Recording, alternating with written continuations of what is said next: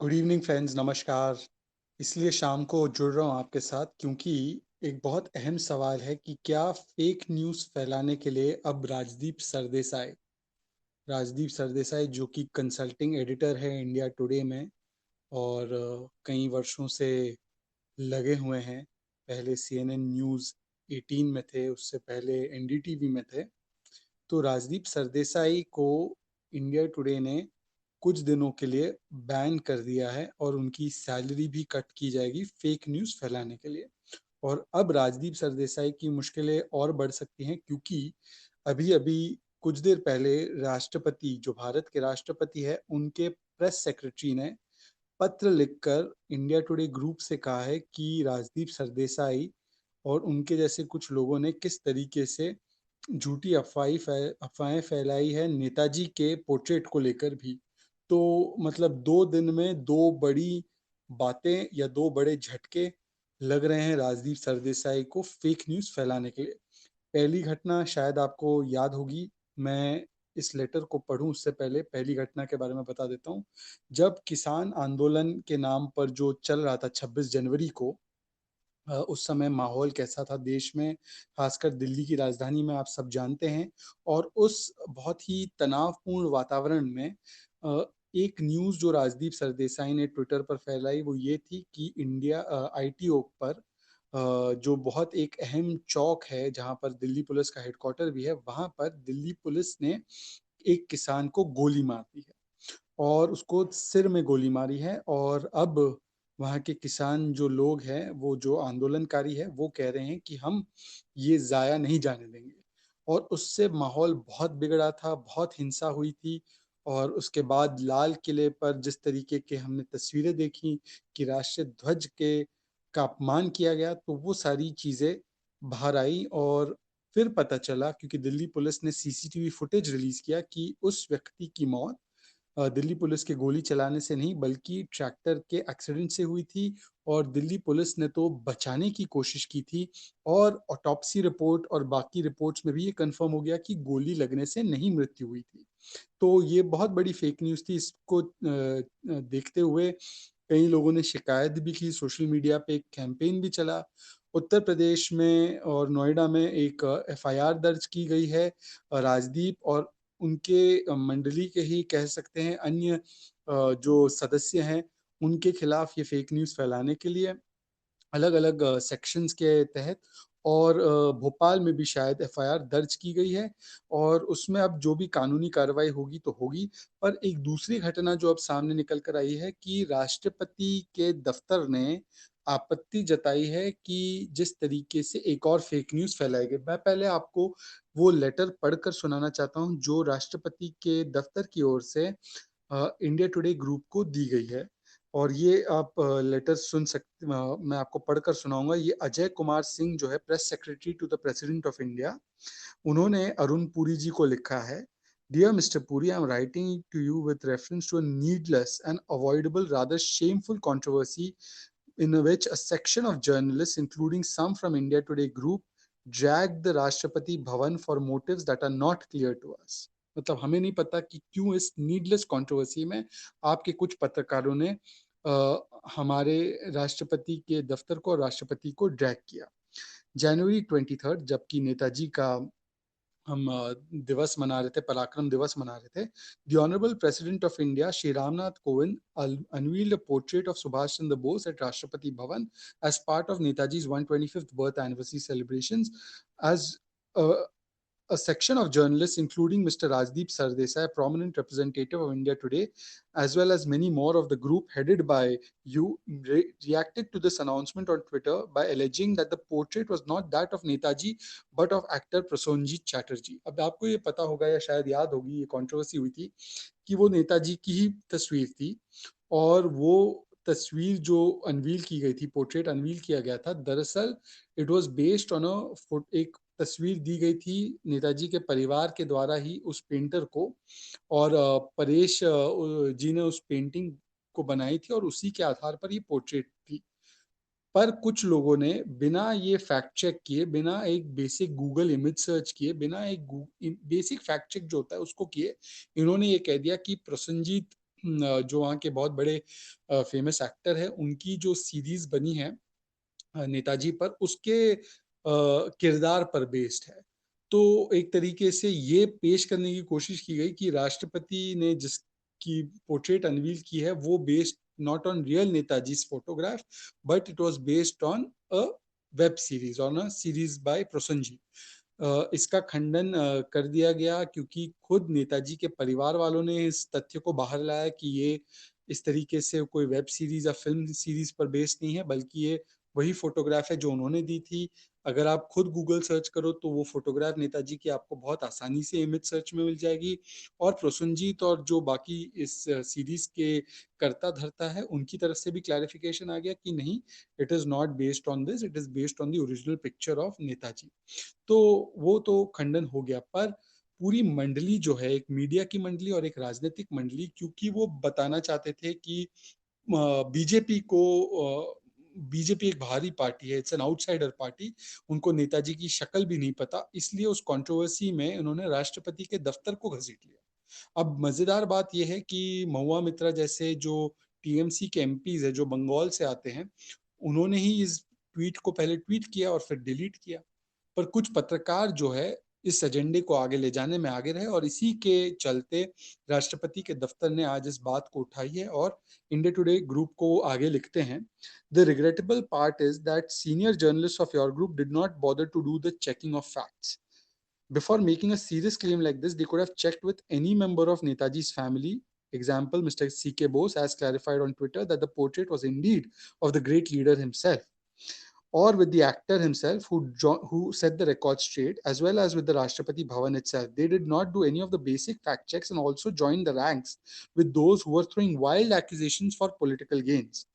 In gleefully ridiculing the highest constitutional office, they not only discredited their own professional ethics, but also cast a shadow on the office of the President of India. You will agree that such irresponsible, ab shabd suniye, such irresponsible and juvenile behavior compromises the dignity of Rashtrapati Bhavan.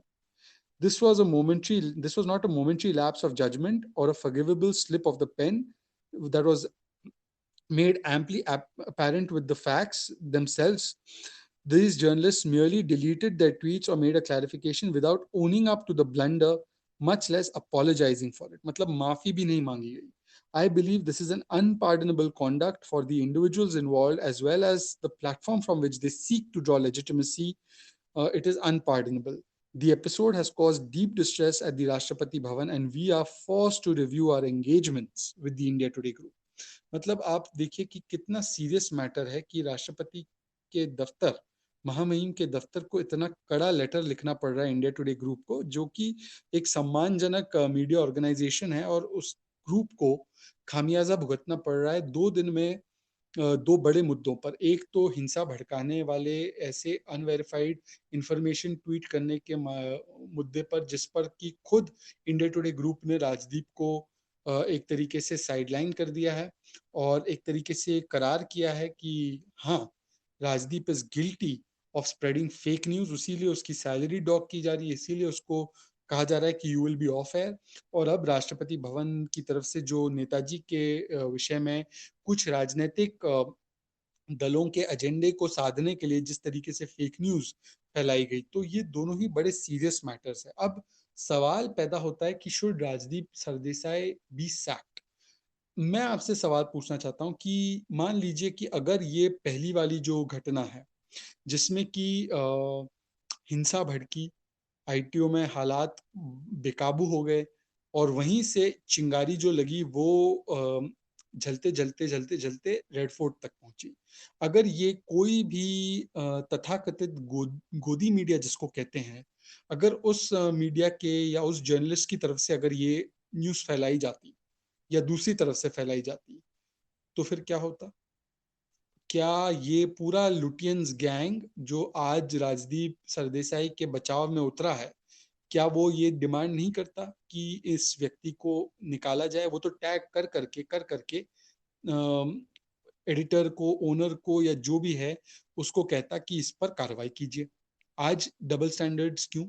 आज आप क्यों शांत है जब fake news इस तरफ से आई है, राजदीप की तरफ से आई है?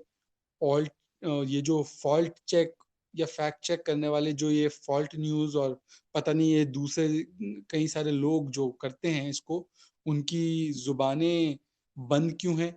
लगाम क्यों लग चुका है इनके ऊपर? इनके एजेंडे के तहत नहीं आता ये फेक न्यूज़ को फैक्ट चेक करने के लिए?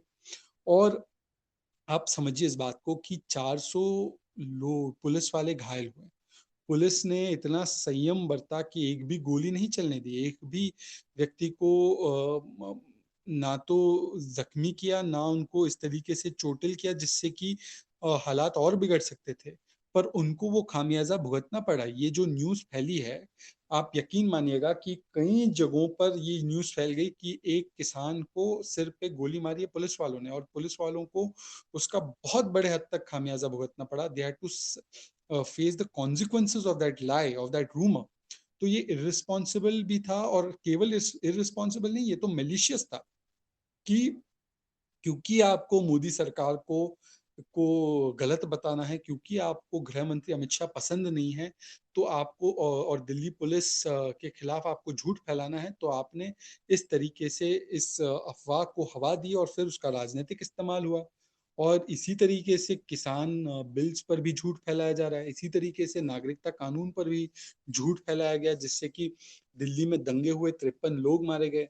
और अभी फिर से एक बार आपने 23 जनवरी की भी घटना देखी जिसमें नेताजी का फोटो है, और वो परिवार भी मान रहा है, पर बताया जा रहा है कि नेताजी की तस्वीर नहीं है बल्कि प्रसन्नजीत एक्टर की तस्वीर है।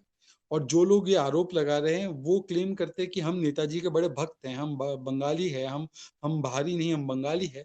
उनको पता नहीं कि ये तस्वीर किसकी थी, नेताजी की थी, प्रसन्नजीत की थी।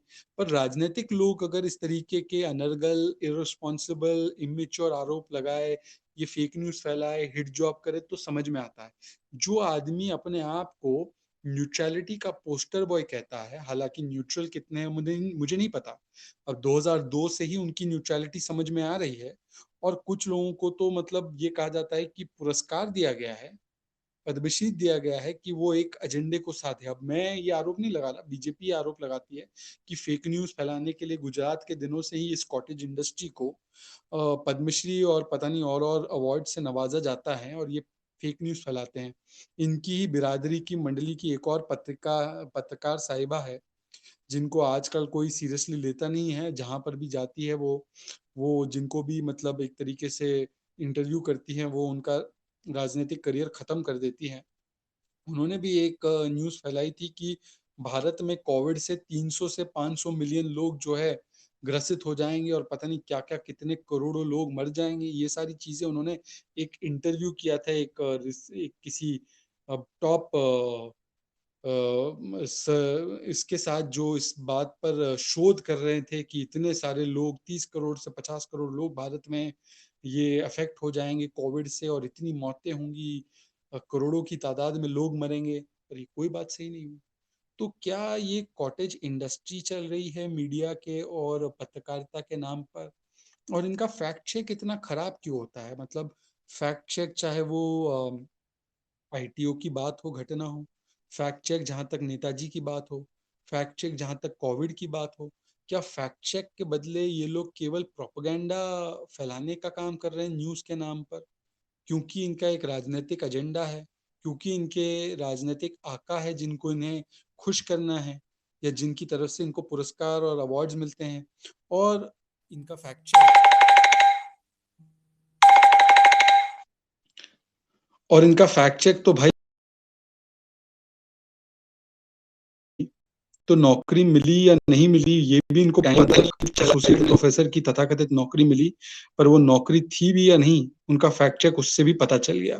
तो अगर खुद के मामले में, नौकरी के मामले में अगर फैक्ट चेक नहीं कर पाते हैं, तो चैनल किस तरीके से चल रहा है इनका, या किस तरीके से इनकी पत्रकारिता चल रही है, इस पर भी कई सारे सवाल हैं। बस इतनी बात कहनी थी। आप अपने कमेंट जरूर छोड़िएगा, और जो यूट्यूब पे इस वीडियो को मैं पोस्ट करवाऊंगा, इसको भी जरा स्प्रेड कीजिएगा और शेयर कीजिएगा और सब्सक्राइब कीजिएगा। जय हिंद, जय भारत।